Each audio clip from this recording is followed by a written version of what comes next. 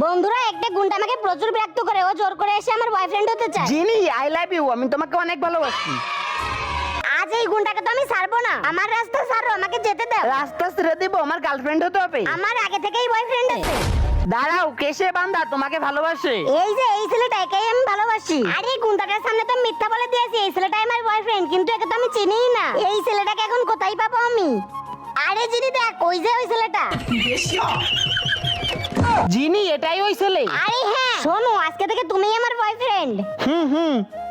বন্ধুরা এরপর থেকে প্রিন্স আমার বয়ফ্রেন্ড হয়ে যায়, আর ওর সাথে আমি অনেক মজা করি। আরে এই মেয়েটা কত কিউট, মনে হচ্ছে একটা কিস করি। জিনি কোথায় তোর বয়ফ্রেন্ড? এই যে প্রিন্স আমার বয়ফ্রেন্ড। মিথ্যা বলো না, এ তোমার বয়ফ্রেন্ড না। দাঁড়া, প্রমাণ দেখাইতেছি।